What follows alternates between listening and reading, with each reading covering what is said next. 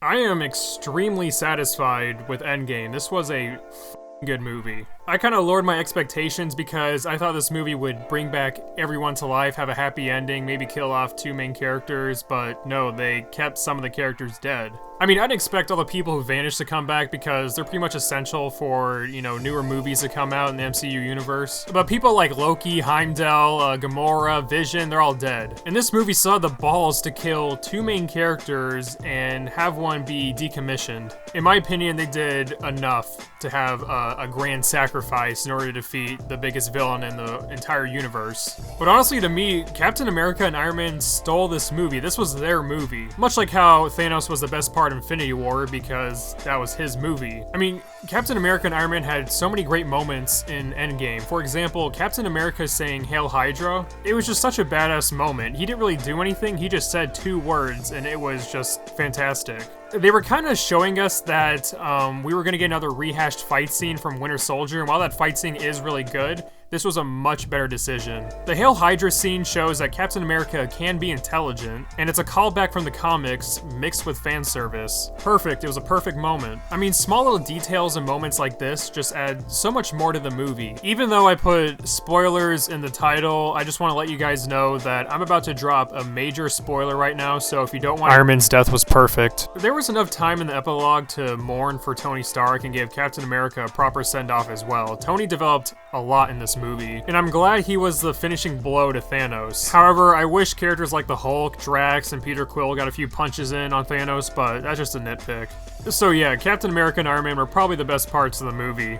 I mean, Thor was there too. He was kind of depicted as a main character as well, but he was more of the comic relief character, which I wish they hadn't done. But at the same time, Thor being the comic relief is kind of crucial for the plot. I mean, that sounds kind of funny to say, but it's true, because if Thor wasn't the Big Lebowski the whole time, he would have ended Thanos in 2 seconds. Thor still did get a lot of character development by talking to his mother, and, he did get a lot of cool moments as well, like wielding the battle axe and the hammer at the same time. While these three characters did shine, there were other characters that shined as well, but characters I didn't expect. I knew Ant-Man was going to play a big part in this movie, but they gave him a lot of emotional character moments. I also like how Hawkeye, Nebula, and other side characters were able to shine as well. Especially Nebula. I like how the movie didn't forget, out of everyone there, she has more of a reason to hate Thanos, and thus played a big role in the movie. But speaking of roles, thank God Captain Marvel had a much smaller role than I expected. No joke at all, that really freaked me out. I was pretty terrified that Captain Marvel would be the finishing blow and would be the one to defeat Thanos and all of his armies and all that shit. But she played her part perfectly in the movie. Acting-wise, not really, because Brie Larson kind of sucks for the character, but the character role itself, it was okay. The climax of this movie was fun. I mean, it was just one big pile of fan service, but it was really good fan service. Seeing all these heroes together fighting Thanos' army was incredible. I do wish we saw a little more from characters like Black Panther, but that's just kind of a nitpick. But the movie kind of makes that up by not having Shuri have a single line of dialogue. That's a huge plus for me. I will say though, I do have flaws with the movie. It's not perfect. I mean, it's a fantastic movie, don't get me wrong, but most of these MCU movies, when they're really good, still aren't flawless. My main complaint is that I was pretty upset with Sam Wilson getting Captain America's shield. That was pretty dumb. But in the comics, Sam Wilson does get the shield. Allow me to give you 2 reasons why this statement doesn't matter. Reason 1, in some sort of alternative timeline or comic, Bucky also gets Captain America's shield. Reason number 2, when have these movies adapted the comics in its fullest form? Drax is a human in the comics, the Mandarin isn't some petty white man. There are so many changes in the MCU movies, so why do they have to follow through with this? Falcon fucking sucks. He got his ass handed to him by Ant-Man.